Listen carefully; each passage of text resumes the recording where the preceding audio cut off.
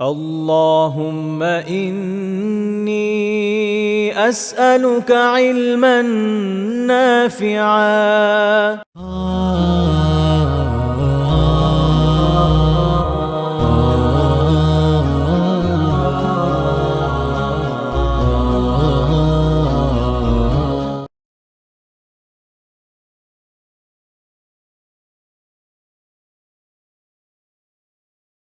দারসুল হাদিসের আলোচনাটা শুরু করার তৌফিক দান করেছেন। আলহামদুলিল্লাহ। আমাদের পক্ষ থেকে অসংখ্য গণিত দুরূদ ও সালাম আমাদের প্রিয় নবী মুহাম্মদ, আমরা সবাই পড়ি সাল্লাল্লাহু আলাইহি ওয়াসাল্লাম, এবং তার সম্মানিত পরিবার পরিজন সাহাবায়ে কেরাম এবং তাদের পথ ধরে যারা পথ চলেছেন, যারা পথ চলবেন, তাদের সবার প্রতি। তো আমরা রিয়াদুস সালেহিনের এই হালকাতে মোটামুটি 300-র বেশি হাদিস আমরা অলরেডি ক্রস করেছি। عن زينب الثقفي امرأة عبد الله بن مسعود رضي الله عنها قالت قال رسول الله صلى الله عليه وسلم تصدقنا يا معشر النساء ولو من حليكن। হযরত যায়েনব রাদিয়াল্লাহু আনহা থেকে বর্ণিত। ইসলামের ইতিহাসে কয়েকজন যায়েনব ছিলেন। একজন ছিলেন হচ্ছে রাসূল সাল্লাল্লাহু আলাইহি ওয়াসাল্লামের সম্মানিতা কন্যা, আর একজন ছিলেন হচ্ছে রাসূল সাল্লাল্লাহু আলাইহি ওয়াসাল্লামের স্ত্রী। এরকম একাধিক যায়েনব ছিলেন। তো এখানে যে যায়েনব, এই যায়েনব হচ্ছেন আব্দুল্লাহ ইবনে মাসউদ রাদিয়াল্লাহু আনহু এর স্ত্রী। উনিও বিখ্যাত সাহাবী ছিলেন। ইসলামী আইন শাস্ত্রের উপর উনার খুব পাণ্ডিত্য ছিল। তো আব্দুল্লাহ ইবনে মাসউদ রাদিয়াল্লাহু আনহুর স্ত্রী যায়েনব রাদিয়াল্লাহু আনহা থেকে বর্ণিত, তিনি বলতেছেন, আল্লাহ রাসূল সাল্লাল্লাহু আলাইহি ওয়াসাল্লাম একদিন বললেন, তাসাদ্দাকনা ইয়া মা'শারান নিসা, যে হে মহিলারা, আপনারা সাদাকাহ করেন। তাসাদ্দাকনা, আপনারা সাদাকা করেন, ইয়া মা'শারান নিসা, হে মহিলাগণ বা হে মহিলার দল, এরকম আর কি। মা'শার মানে হচ্ছে আম, যেখানে একটা বড় গ্রুপকে উদ্দেশ্য করে সম্বোধন করা হয় আর কি। সো ইয়া মা'শারান নিসা, যে হে মহিলাগণ, তাসাদ্দাকনা, তোমরা সাদাকাহ করো। কি সাদাকা করবে? ওয়ালাউ মিন হুলিয়িকুন্না, তোমাদের অলংকার দিয়েও যদি হয়, যে তোমাদের টাকা পয়সা নাই তাহলে তোমাদের অলংকার আছে, এই অলংকার দিয়েও তোমরা তাহলে একটু সাদাকা করো। তো এই কথা শোনার পর যায়েনব রাদিয়াল্লাহু আনহা তিনি বলেন, ক্বালাত ফারাজা'তু ইলা আব্দুল্লাহ ইবনে মাসউদিন, এই কথা শুনে আমি আব্দুল্লাহ ইবনে মাসউদ রাদিয়াল্লাহু আনহুর কাছে গেলাম, মানে অর্থাৎ উনি উনার হাজবেন্ডের কাছে গেছেন। ফাকুলতু লাহু, এবং আমি তাকে বললাম, ইন্নাকা রাজুলুন খাফিফু যাতিল ইয়াদি, আপনি হচ্ছেন ইন্নাকা রাজুলুন, আপনি হচ্ছেন এমন একজন মানুষ যার খাফিফু যাতিল ইয়াদি, যার হাতের পরিধি হচ্ছে ছোট, মানে আপনার আপনি গরিব মানুষ আর কি। এটা হচ্ছে মেটাফরিক সেন্টেন্স, যে আপনি হচ্ছেন একজন গরিব মানুষ। আপনার খাফিফু যাতিল ইয়াদি মানে হচ্ছে পাতলা হাতের অধিকারী, মানে টাকা পয়সা কম আর কি। ওয়া ইন্না রাসূলুল্লাহি সাল্লাল্লাহু আলাইহি ওয়াসাল্লাম ক্বাদ আমারানা বিস-সাদাকাতি, আর এদিকে রাসূল সাল্লাল্লাহু আলাইহি ওয়াসাল্লাম আমাদেরকে আদেশ করেছেন আমরা যাতে সাদাকাহ করি। হুম, রাসূল সাল্লাল্লাহু আলাইহি ওয়াসাল্লাম আদেশ করেছেন আমরা যাতে সাদাকাহ করি। হুম, ফাতিহি ফাসআলহু ফাইন কানা যালিকা ইউজজিউ আন্নী ওয়া ইল্লা সারাফতুহা ইলা গায়রিকুম। তখন যায়েনব রাদিয়াল্লাহু আনহা বললেন যে আমি তো আপনাদের উপর খরচ করি, মানে উনি ধনী মহিলা ছিলেন, ওনার সম্পদ ছিল, ওনার হাজবেন্ড গরিব ছিলেন। তো আল্লাহ রসুল এদিকে সাদাকা করার কথা বলছেন, তো উনি ওনার হাজবেন্ডকে জিজ্ঞেস করতেছেন যে আপনি একটু গিয়ে জেনে আসেন যে আমি যে আপনাদের উপর খরচ করি এটা কি সাদাকা হিসেবে গণ্য হবে নাকি আমার আলাদা করতে হবে। হ্যাঁ, ফাইন কানা যালিকা ইউজজিউ আন্নী, আমি যেটা করতেছি এটা থেকে আমি প্রতিদান পাবো কিনা, ওয়া ইল্লা সারাফতুহা ইলা গায়রিকুম, নাকি আপনাদের বাদ দিয়ে অন্য জায়গায় খরচ করতে হবে। ফাকাল আব্দুল্লাহ, আব্দুল্লাহ ইবনে মাসউদ রাদিয়াল্লাহু আনহু বললেন, বাল ইতিহি আনতি, আপনি যান। তারপর ওনার ওয়াইফকে বলতেছেন যে তুমি যাও, তুমি গিয়ে আল্লাহ রসুলকে জিজ্ঞেস করে আসো, আমি দরকার নেই। ফানতালাকতু, আমি চললাম। ফাইদা ইমরাআতুম মিনাল আনসার বিবাবি রাসূলিল্লাহি সাল্লাল্লাহু আলাইহি ওয়াসাল্লাম হাজাতি ওয়া হাজাতুহা, আমি আল্লাহ রসুলের ঘরের এখানে গিয়ে দেখলাম যে এখানে আরেকজন ভদ্র মহিলা দাঁড়িয়ে আছেন আল্লাহ রসুলের দরজায়, এবং আমার প্রয়োজন এবং ওনার প্রয়োজন সেম সেম ছিল। তো আমি যে কারণে গেছি উনিও সেম কারণে আসছেন। কি কারণে আসছেন? যে জানতে চান যে আমি তো আমার স্বামী সন্তানদের জন্য খরচ করি, তো আল্লাহ রসুল যে সাদাকা করার জন্য বলছেন, আমি কি এর বাইরেও সাদাকা করতে হবে নাকি এই যে খরচ করতেছি এটাও সাদাকা হিসেবে কাউন্ট হবে কিনা। ওয়াকান রাসূলুল্লাহ সাল্লাল্লাহু আলাইহি ওয়াসাল্লাম কাদ উলকিয়াত আলাইহি আল মাহাবা, এদিকে তারা দুইজন যখন আহ, আপনার আল্লাহ সাল্লাল্লাহু আলাইহি ওয়াসাল্লামের দরজায় ছিলেন, তখন আহ, রাসূল সাল্লাল্লাহু আলাইহি ওয়াসাল্লাম কইগুলো হাদিস আগে বললাম? পাইছি। ওয়াকার রাসূলুল্লাহ সাল্লাল্লাহু আলাইহি ওয়াসাল্লাম, আর রাসূল সাল্লাল্লাহু আলাইহি ওয়াসাল্লাম কাদ উলকিয়াত আলাইহি আল মাহাবা, এমত অবস্থায় রাসূল সাল্লাল্লাহু আলাইহি ওয়াসাল্লাম তিনি আহ, মাহাবাতুন শব্দের অর্থ হচ্ছে যে উনি এর আগে একটা মিটিং শেষ করে আরেকটাতে জয়েন করতেছেন, এই টাইপের আর কি, মানে মানুষজন আসছেন ওনার সাথে দেখা সাক্ষাৎ করতেছেন, এই টাইপের। হুম, এরকম। তো ফাখরাজা আলাইনা বিলালুন, তো এমত অবস্থায় বিলাল রাদিয়াল্লাহু আনহু তিনি বের হয়ে আমাদের দিকে আসলেন। ফাকুলনা লাহু, তখন আমরা তাকে বললাম, ইতি রাসূলুল্লাহ সাল্লাল্লাহু আলাইহি ওয়াসাল্লাম, আপনি একটু আল্লাহ রাসূলের কাছে যান না। ফাআখবিরহু, এবং তাকে একটু জানান, আন্না ইমরাতাইনি বিল বাব, যেখানে দুইজন ভদ্রমহিলা এখানে আসছেন, তাস আলানিক, তারা আপনাকে একটু জিজ্ঞেস করতে চান। কে বলতেছেন? জাইনাব রাদিয়াল্লাহু আনহা, এবং জাইনাব রাদিয়াল্লাহু আনহার সাথে যে আরেকজন ভদ্রমহিলা, ওনারা বলতেছেন ওই বিলাল রাদিয়াল্লাহু আনহুকে যে আপনি একটু আমাদের পক্ষ থেকে গিয়ে জিজ্ঞেস করে আসেন যে এটা আমরা যে সাদাকা করতেছি এটা কি ঠিক আছে কিনা।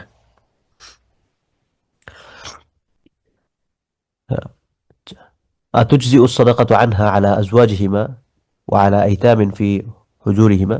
أتجزئ, আমি প্রতিদান পাবো, আসসাদাকাতু সাদাকার প্রতিদান পাবো কিনা, আলা আজওয়াজিহিমা, যে এরা দুইজন এরা এদের স্বামীর উপর খরচ করে, ওয়া আলা আইতামিন, এবং তাদের ইয়েতিম সন্তানদের উপর খরচ করে। হুম, ইয়েতিম সন্তান হতে পারে অথবা তাদের অধীনস্থ ইয়েতিম যারা আছে আর কি। ইয়েতিম সন্তান কিভাবে? দেখা গেল হয়তো আগের ঘরের এই ভদ্রমহিলার প্রথমে বিয়ে হয়েছিল, বাবা মারা গেছেন, এরপর ওনার অন্য জায়গায় বিয়ে হয়েছে, তো ওনার আগের যে ঘরের সন্তান, ইয়াতিম সন্তান, ওনারা এক প্রকার ইয়াতিম, অথবা এমনিতে ইয়াতিমের লালন পালন। তো উনি ওনার স্বামীর জন্য খরচ করেন, এবং ইয়াতিম সন্তান বা সন্তানের বাইরে ওনাদের জন্য যে খরচ করেন, এটা কি সাদাকা হিসেবে গণ্য হবে? আমি এটা কি থেকে কি সাদাকার সাব পাবো? ওয়ালা তুখবিরহু মান নাহনু, তবে আল্লাহ রসুলকে বলিয়েন না আমরা কারা। আমরা অনেক সময় বলি না যে তোমরা গিয়ে এটা বইলো আমাদের পক্ষ থেকে, তবে আমি যে বলছি এটা বইলো না, আমি যে বলছি যে এটা তুমি বইলো না, এই টাইপের আর কি।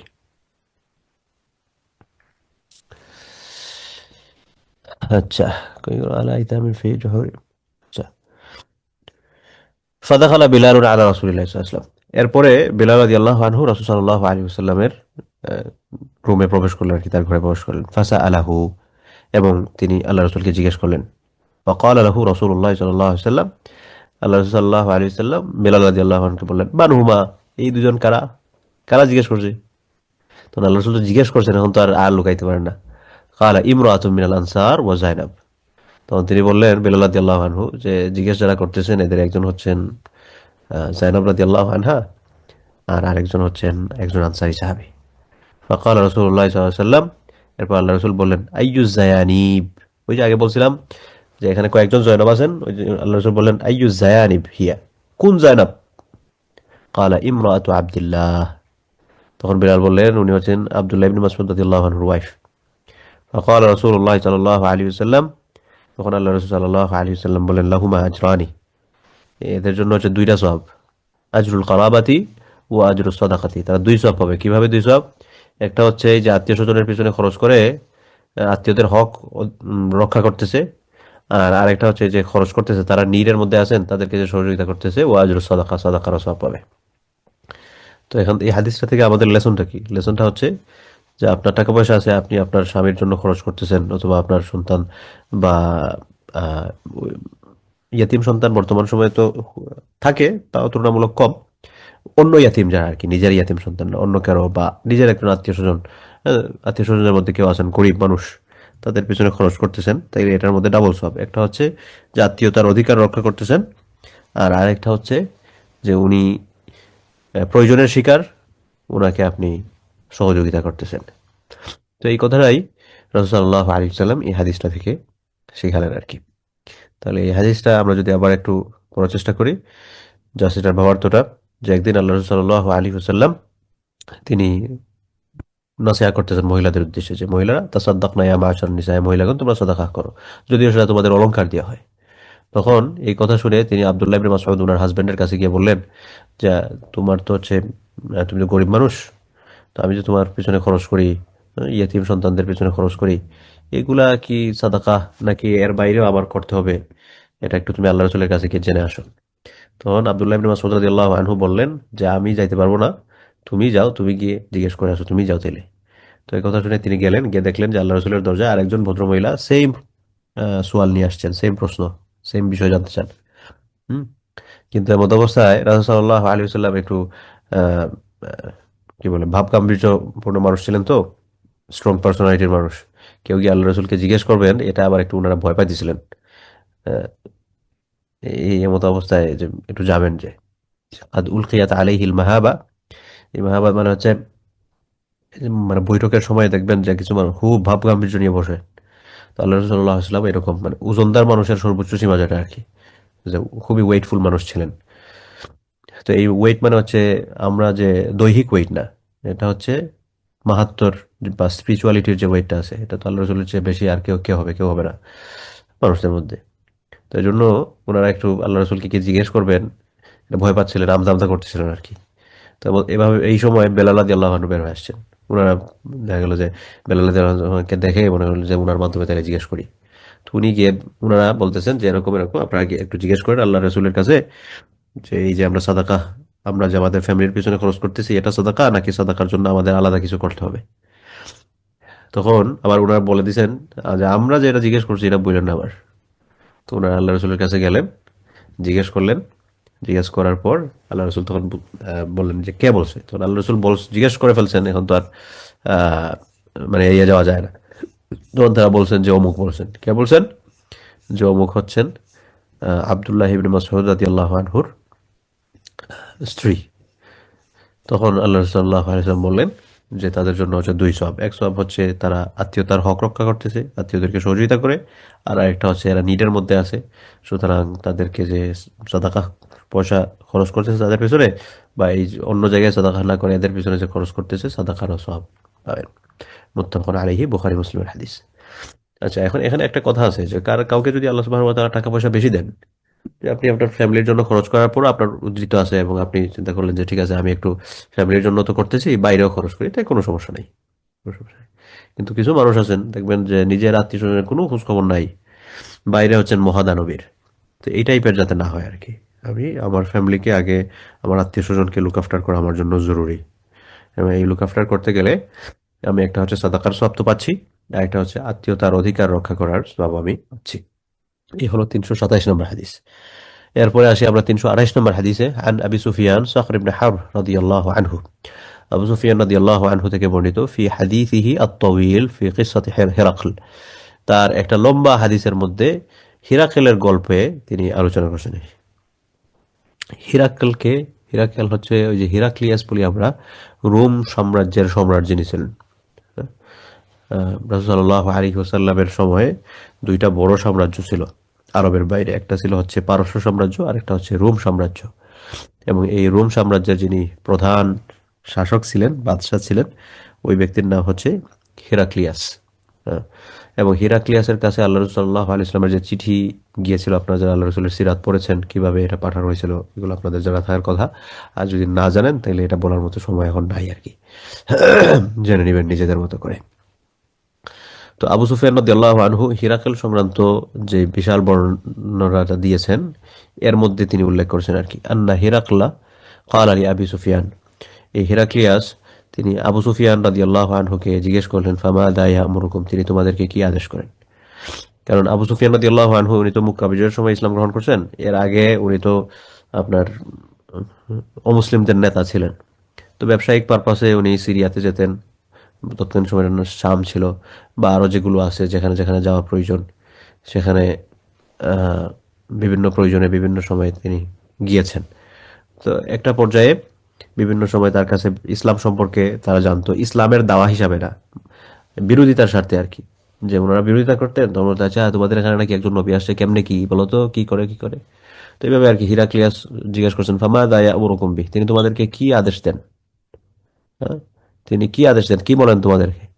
ইয়ানিয়ান নবী সাল্লাল্লাহু আলাইহি ওয়াসাল্লাম কাল, তখন তিনি বলেন, কুলতু, আমি বললাম, ইয়াকুল ওয়াবুদুল্লাহ ওয়াহদাহ ওয়ালা তুশরিকু বিহি শাইআ। তিনি বলেন তোমরা এক আল্লাহর ইবাদত করো, তার সাথে কাউকে শরীক করিও না। ওয়াতরুকু মা ইয়াকুলু আবাউকুম, তোমাদের বাবারা যা বলছেন, হ্যাঁ, তোমাদের বাবারা যা বলছেন এগুলা ত্যাগ করো। অর্থাৎ তোমার বাবারা যে এই মূর্তি পূজার ব্যাপারে যা কিছু বলে গেছেন এগুলা ত্যাগ করো, এগুলার পিছে ছিল না। ওয়ায়ামুরুনা বিসসালাহ, তিনি আমাদেরকে নামাজের ব্যাপারে আদেশ করেন। ওয়াসসিদকি, সত্যবাদিতার ব্যাপারে তিনি আমাদেরকে আদেশ করেন। হুম?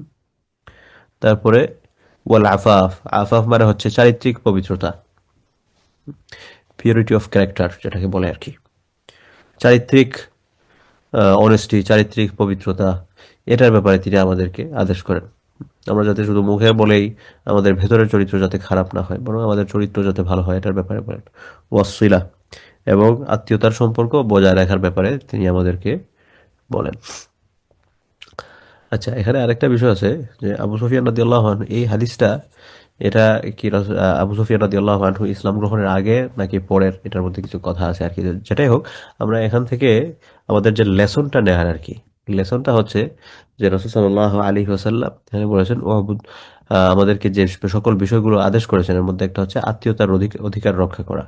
তো আমাদের এই যে চ্যাপ্টার, যেটা এই চ্যাপ্টারের মেইন কনসেপ্টটা হচ্ছে যে আত্মীয়তার অধিকার রক্ষা করা বা আত্মীয়তার সম্পর্ক রক্ষা করা সংক্রান্ত ইম্পর্টেন্স যেটা আছে সেটা বোঝানোর জন্য এই হাদিসগুলো এখানে সন্নিবেশিত হয়েছে আর কি। তো এটা হচ্ছে এই অধ্যায়ের সাথে সম্পৃক্ত হওয়ার অংশ, ওয়াসিলা, আত্মীয়তার সম্পর্ক রক্ষা করা। এই বিষয়গুলো রাসূল সাল্লাল্লাহু আলাইহি ওয়াসাল্লামের মূল দাওয়াতের মধ্যে ছিল। তো সেজন্য আমরাও ইসলামের মূল দাওয়াতের মধ্যে আমাদের মেইন দাওয়াত কি, যে আমাদের অনেক সময় মনে হয় যে আমাদের মেইন দাওয়াত হচ্ছে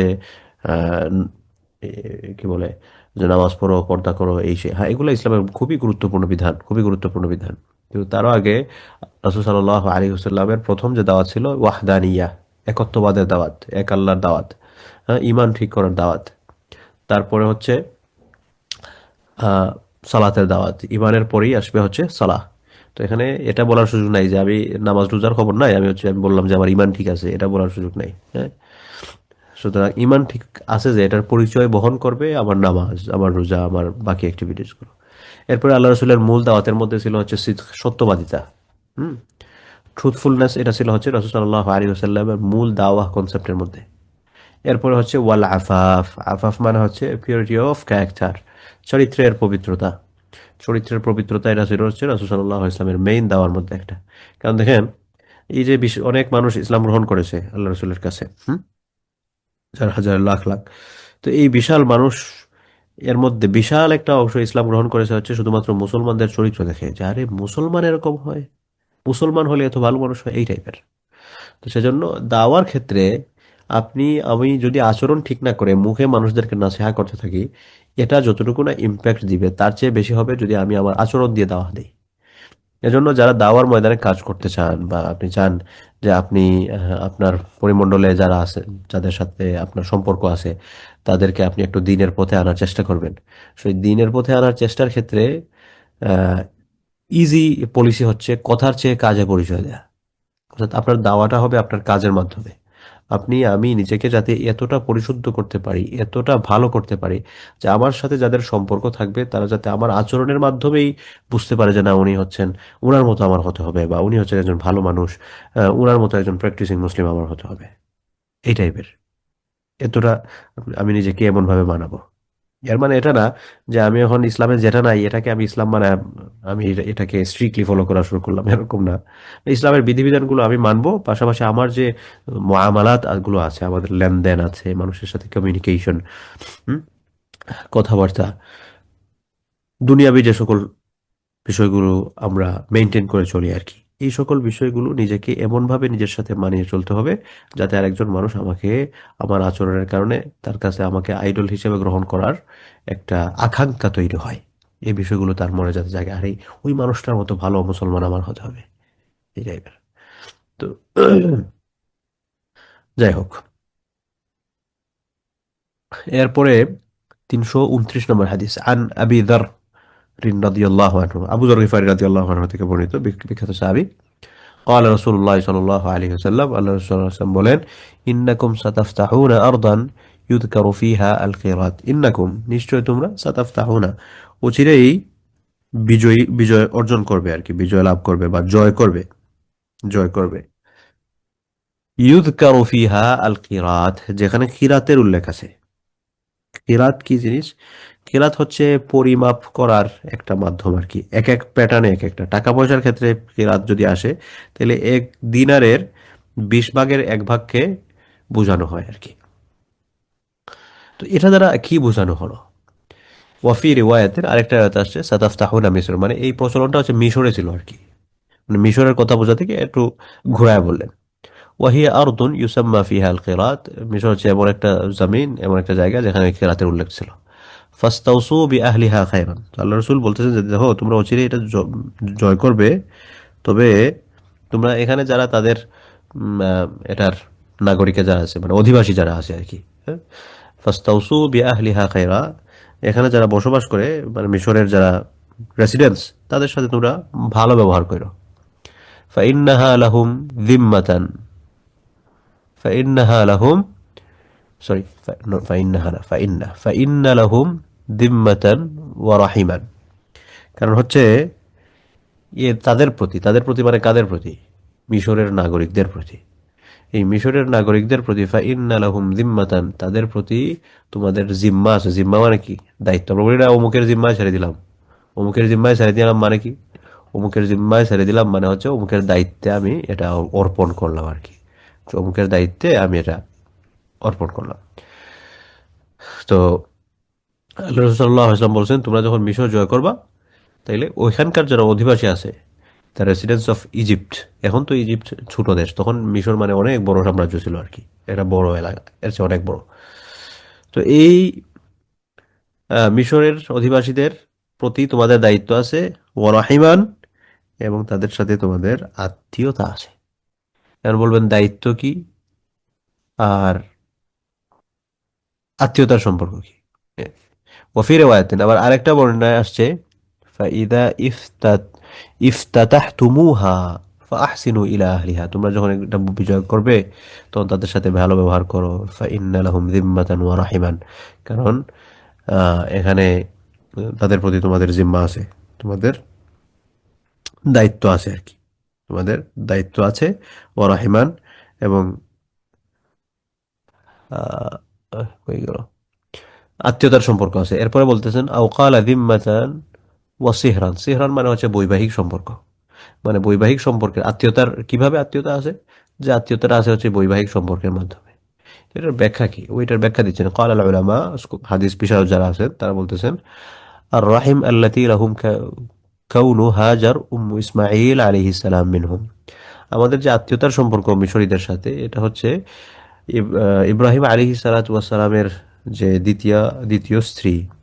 সো এই দ্বিতীয় স্ত্রী উনি হচ্ছেন হাজার, আমরা যাকে বাংলায় হাজেরা বলি আর কি।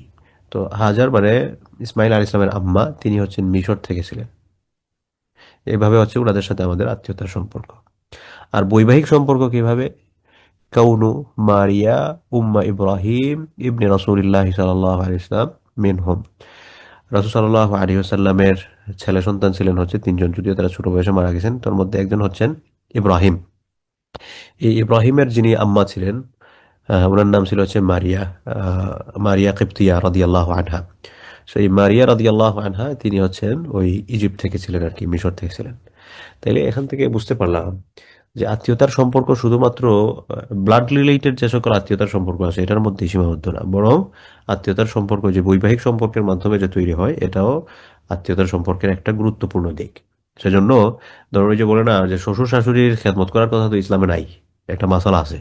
অনেক সময় এটা আলোকপাত হয়, বিশেষ করে আমাদের যে সকল বোনেরা মাদ্রাসায় পড়াশোনা করেন, ওনারা দেখা যায় শ্বশুর বাড়িতে গিয়ে এটা হচ্ছে খুব বড় করে মাসালা দেন যে শ্বশুর শাশুড়ির খেদমত করার কথা ইসলামে বলে নাই, এটা আমার দায়িত্ব না। মাসালা ঠিক আছে, কিন্তু আপনার হাজবেন্ড আপনাকে ভালো রাখার জন্য, আপনি যাতে স্বাচ্ছন্দ্যে জীবনযাপন করতে পারেন, অর্থনৈতিক সমস্যা যাতে না হয়, মেনটেনেন্স যাতে ওয়েলভাবে করা যায়, সেজন্য উনি বাহিরে কষ্ট করতেছেন বা বিদেশে থাকতেছেন বা চাকরি করতেছেন, ব্যবসা করতেছেন, সমস্ত সব কিছুগুলো হচ্ছে আপনার জন্য। মানে এটা আপনার জন্য এত বেশি না করলেও হতো, কিন্তু ধরেন উনি বাইরে থাকতেছেন হচ্ছে 15 ঘন্টা, এই 15 ঘন্টা না থেকে উনি 7 ঘন্টা বাইরে থাকলে হতো, তবে আপনাদের সংসারে হয়তো একটু টানাপোড়েন লেগে যেত তখন। এই টানাপোড়েনটা যাতে না লাগে সেজন্য উনি 15 ঘন্টা থাকতেছেন। তো সেই 15 ঘন্টা না থেকে উনি যদি 7 ঘন্টা থাকতেন, থেকে এসে উনি বাকি 7 ঘন্টা উনি ওনার পিতামাতার খেদমত করতে পারতেন। কিন্তু এটা যেহেতু করতে পারতেছেন না, এবং আপনাদেরকে ভালো রাখার জন্য উনি যেহেতু 15 ঘন্টা বাইরে কাজ করতেছেন, সেজন্য আপনার উচিত হচ্ছে যে আপনি আপনার শ্বশুর শাশুড়িকে একটু লুক আফটার করবেন। এবং এই লুক আফটারটা শুধুমাত্র আহ, যে আপনার শ্বশুর শাশুড়ি হচ্ছে আপনার হাজব্যান্ডের বাবা মা এই হিসাবে নয়, বরং তাদের সাথে আপনার আত্মীয়তার সম্পর্ক আছে। আপনি হচ্ছেন তাদের ছেলের বউ, এবং তারা হচ্ছেন আপনার যে শ্বশুর শাশুড়ি। এই আত্মীয়তার সম্পর্কের একটা দায়িত্ব, যেটা সেই দায়িত্ব হিসেবে তাদেরকে লুক আফটার করলেন আর কি। যেমন এই হাদিসটা দেখেন, রাসূল সাল্লাল্লাহু আলাইহি ওয়াসাল্লাম বলছেন কি, যে তোমরা যখন এই মিশরটা জয় করবে তখন সেখানকার অধিবাসীদের সাথে তোমরা ভালো ব্যবহার করো। এই ভালো ব্যবহার কেন আমাকে করতে হবে? দুই কারণে। একটা হচ্ছে তাদের সাথে আমার আত্মীয়তার সম্পর্ক আছে, তাদের প্রতি আমার দায়িত্ব আছে। আত্মীয়তার সম্পর্ক কোন ধরনের? একটা হচ্ছে ব্লাড কানেক্টেড, আর একটা হচ্ছে বৈবাহিক। ব্লাড কানেক্টেড কোনটা? সেটা হচ্ছে আমাদের আম্মাজান। আমরা যদি জাতির পিতা ধরি ইব্রাহিম আলী ইসলামকে, তাহলে জাতির মাতা ওনার ওয়াইফরা। তাহলে আমাদের জাতির মাতা হচ্ছেন হাজরা আলাইহাসসালাম। তো উনি হচ্ছেন মিশর থেকে। এটা হচ্ছে রক্তের সম্পর্কে যেটা পেলাম আর কি। আর বৈবাহিক সম্পর্কের কিভাবে? সেটা হচ্ছে ইব্রাহিম আলী হিসালাতু, ইব্রাহিম রাদিয়াল্লাহু আনহু, মানে আল্লাহ রসুলের যে সন্তান ছিলেন, ইব্রাহিম রাদিয়াল্লাহু আনহা এর রাদিয়াল্লাহু আনহুর যে আহ, আম্মা ছিলেন, মারিয়া খিপ্তিয়া রাদিয়াল্লাহু আনহা, তিনি হচ্ছে মিশর থেকে ছিলেন। তো এই বৈবাহিক সম্পর্কের এই দিকটাকে বিবেচনা করে তাদের সাথে ভালো ব্যবহার করা, তাদের প্রতি দায়িত্বের কথা রাসূলুল্লাহ সাল্লাল্লাহু আলাইহি ওয়াসাল্লাম আমাদেরকে স্মরণ করিয়ে দিয়েছেন। তো এখান থেকে বুঝতে পারি যে বৈবাহিক সম্পর্কের মাধ্যমে যে সকল সম্পর্ক তৈরি হয়, সেই সম্পর্কগুলোর নার্চারিং করা, এটাকে লুক আফটার করা, এটা আমাদের উপর একটা দায়িত্ব আর কি। তো সেই হিসাবে মনে করেন ছেলে বিয়ে করেছেন, ছেলে বিয়ে করার পর তার ওয়াইফের পিতামাতা যিনি আছেন, শ্বশুর শাশুড়ি, তাদেরকে লুক আফটার করা। লুক আফটার বলতে কি, একটু খোঁজ খবর রাখা, বা তাদের প্রয়োজন, তাদের এমন একটা প্রয়োজন আছে যেটা হয়তো আমার মাধ্যমে মিটিয়ে দেওয়াটা ইজি, আমি সেটা একটু মিটিয়ে দেওয়ার চেষ্টা করা। অথবা বোন হাজব্যান্ডের ফ্যামিলিতে আসছেন, হাজব্যান্ডের পিতামাতা, তাদেরকে লুক আফটার করা, তাদের একটা প্রয়োজন যেটা তার মাধ্যমে মেটানো যায় সেটা মেটানোর চেষ্টা করা। পাশাপাশি হচ্ছে এই বৈবাহিক সম্পর্কের মাধ্যমে আরো যে সকল আত্মীয়তাগুলো তৈরি হয়, যেমন ভাবির সাথে ননদ আছেন, হ্যাঁ, তো ভাবি ননদের সাথে একটা ভালো সম্পর্ক রাখা। তো এই সম্পর্কগুলো আমাদের মধ্যে, এগুলো হচ্ছে মধুর সম্পর্ক হওয়া দরকার। কিন্তু সমাজে অনেক সময় দেখা যায় এই সম্পর্কগুলো একটা বিষের সম্পর্ক হয় আর কি, একটা ফেক রিলেশনশিপের উপর দাঁড়িয়ে থাকে। একজন আরেকজনের সামনে হচ্ছে খুব ভালো দেখায় যে ভাবি দেব, কি বলে, ননদ এরকম, আর পিছনে গিয়ে হচ্ছে একজন আরেকজনের বিরুদ্ধে কতটুকু বেশি পিং মারা যায়, এই চিন্তায় থাকে অনেকে আর কি।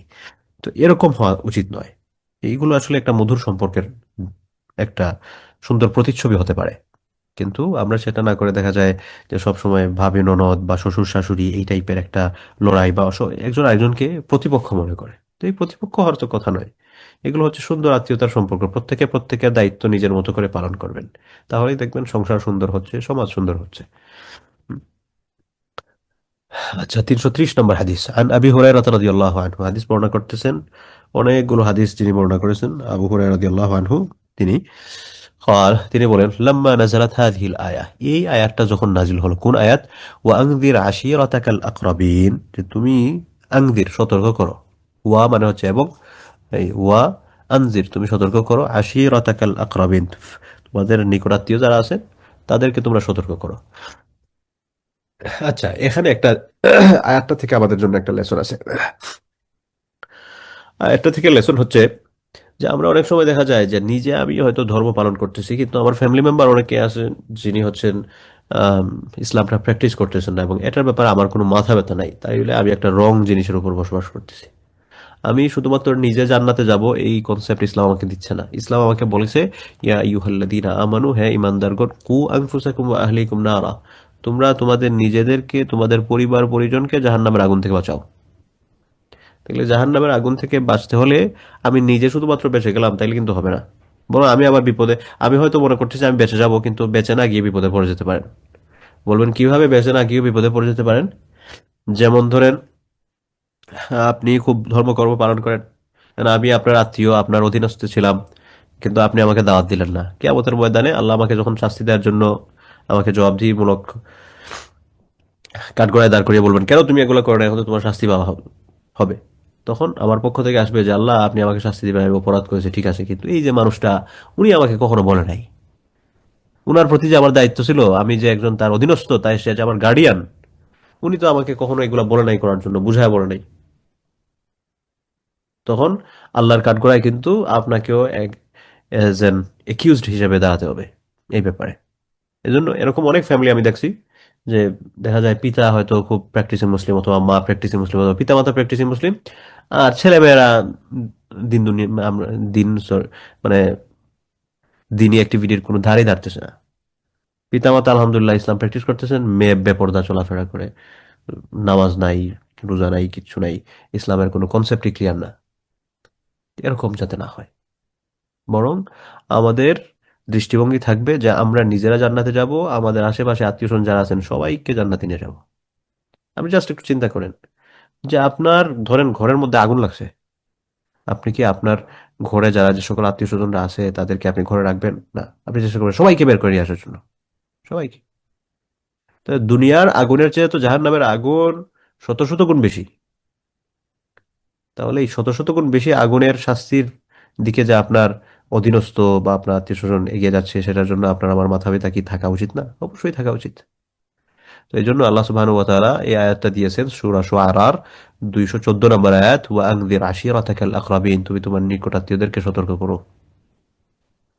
এই আয়াতটা যখন নাজিল হয়, দাআ রাসূলুল্লাহ সাল্লাল্লাহু আলাইহি ওয়াসাল্লাম কুরাইশান, আল্লাহ রাসূল সাল্লাল্লাহু আলাইহি ওয়াসাল্লাম কুরাইশ গোত্রের মানুষদেরকে ডাকছেন, কারণ আল্লাহ রাসূল তো কুরাইশ গোত্র থেকে ছিলেন। তো তিনি তার এই বংশের আত্মীয় স্বজন যারা আছেন তাদেরকে ডাকছেন। ফাজতামাউ, তো যখন ডাকছেন তখন তারা একত্রিত হয়েছে।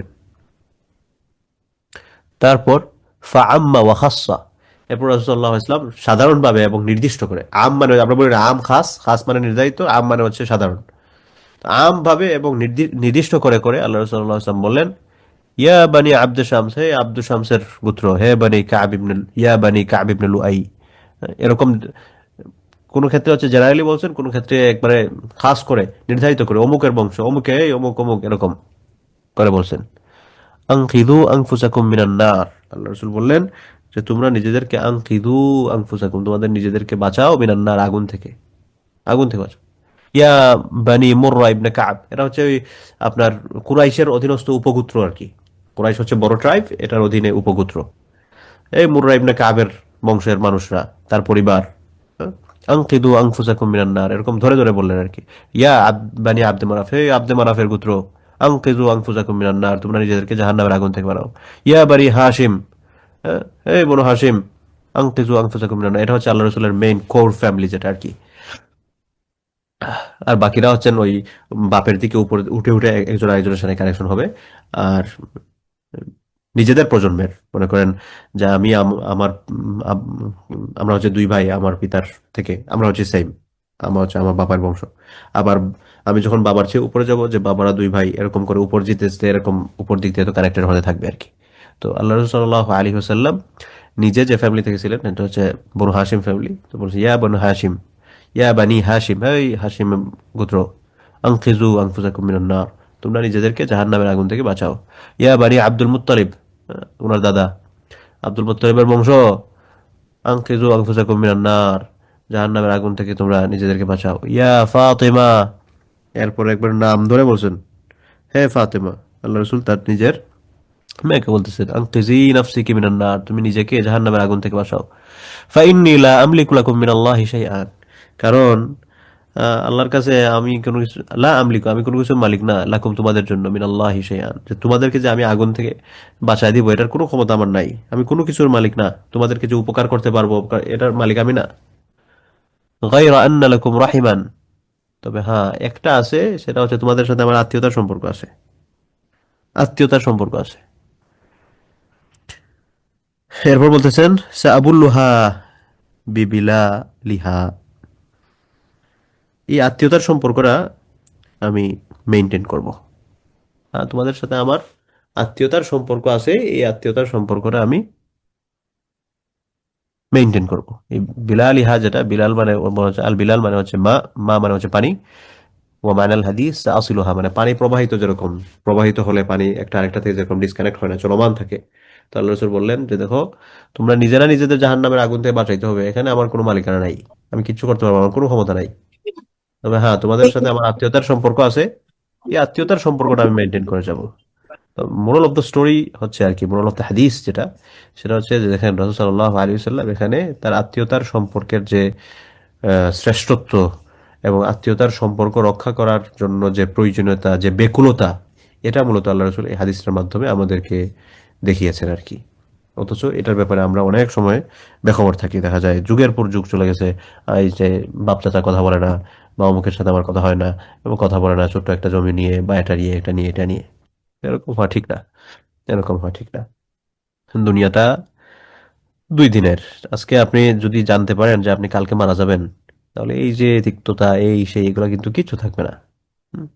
তাহলে সবসময় নিজেকে ওইভাবে চিন্তা করেন, ওই সময় ওইভাবে চিন্তা করেন হায়াত আর মৌত কিভাবে কখন আসে। আমরা সবাই বলি হায়াত আর মৌতের ঠিক নাই, কিন্তু এমন ভাবে আমরা নিজেদেরকে সেট করছি যে আমরা 60-70 বছর বাঁচবই, তারপর বৃদ্ধ হবো, তারপর মারা যাবো, এরকম। কিন্তু কথা বলার ক্ষেত্রে বলি যে না, হায়াত মৌত ঠিক নাই ভাই, কখন কে চলে যাই, কিন্তু প্রেরণ করি যে না আমরা সবাই বাঁচবো এরকম। হুম? আজকে দেখেন নাই যে আহ, বাংলাদেশের আজকে একটা বেশ বড় একটা জানাজা হলো, বাংলাদেশের ইতিহাসের মনে হয় যেসব কয়েকটা বড় জানাজা হয়েছে তার মধ্যে একটা আহ, আমাদের সমবয়সী বা এরকমই হবেন হয়তো, উসমান হাদি, আল্লাহ সুবহানাহু ওয়া তাআলা তার প্রতি রহম করুন, তার দুনিয়াবী যে সকল ভ্রূণপ্রান্তি গুনাহ আছে সমস্ত সবকিছু মাফ করে দিন। তো উনি কি জানতেন 1 সপ্তাহ আগে যে উনি 1 সপ্তাহ পরে মারা যাবেন? মারা যাবেন না। উনি বলছিলেন যে উনি এরকম কথা বলছেন।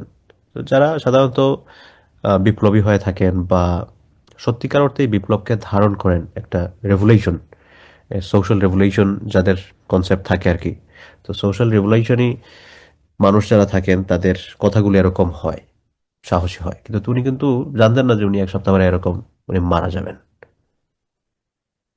কিন্তু উনি চলে গেছেন। তো এটা উনার সাথে ঘটছে, আমাদের তো যে কোনো কারোর সাথে ঘটতে পারে এনি টাইম, কখন কি হয়ে যায় সেটা তো বলা যায় না। তো সেজন্য নিজের সাথে আমরা যাতে প্রস্তুত রাখি এটা, যে আরে এই দুনিয়ায় তো কম সময়ের জন্য আসছি, একজনের সাথে আমার একটা সম্পর্কহীনতা হয়ে গেছে, ঠিক আছে আমার স্বার্থ না হয় আমি ছেড়ে দিলাম, ঠিক আছে সে দুনিয়াবি স্বার্থে সে বিজয়ী হয়ে গেছে, তো হলো, সমস্যা কি? আখেরাতে না হয় আপনি জিতলেন, দুনিয়ায় সবকিছুতে জিতার দরকার নাই তো। দুনিয়ায় যত কম জিতবেন, আখেরাতের জন্য যত বিজয়কে আপনি জমা করে রাখবেন, তত বেশি সত্যিকারের বিজয়ী আপনি হতে পারবেন। 331 নম্বর হাদিস। আন আব্দুল্লাহ ইবনে আমর ইবনুল আস রাদিয়াল্লাহু আনহুমা, আব্দুল্লাহ রাদিয়াল্লাহু আনহু থেকে বর্ণিত, কোন আব্দুল্লাহ উনি, ওনার পিতার নাম হচ্ছে আমর ইবনুল আস, বাবা ছেলে দুইজনেই মুসলিম ছিলেন, সাহাবী ছিলেন।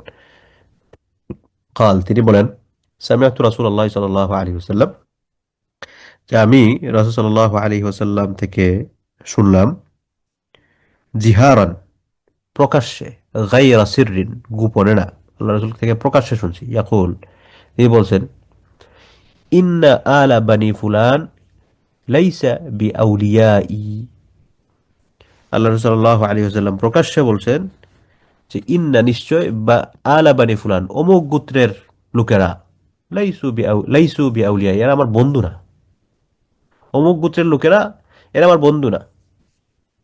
ইন্নামা ওয়ালিয়াল্লাহ ওয়া সালিহুল মুমিনিন, আমার বন্ধু হচ্ছেন আল্লাহ সুবহানাহু ওয়া তাআলা এবং সৎকর্মশীল ইমানদারগণ, ঠিক আছে, নেক মুমিনগণ, এরা হচ্ছেন আমার বন্ধু।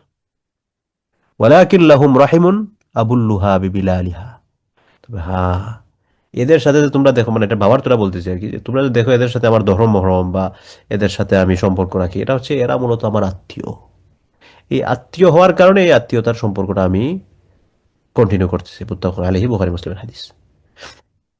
তার মানে রাসূলুল্লাহ সাল্লাল্লাহু আলাইহি ওয়াসাল্লাম এটা বুঝাইতে চাইলেন, দেখো যে এই যে অমুকদের সাথে আমার সম্পর্ক দেখতেছো, তোমাদের মনে আসতে পারে আরে এদের সাথে রাসূল সাল্লাল্লাহু আলাইহি ওয়াসাল্লামের এত সম্পর্ক, এরা মনে হয় আল্লাহ রসুলের দুস্থ, আল্লাহ রসুলের বন্ধু।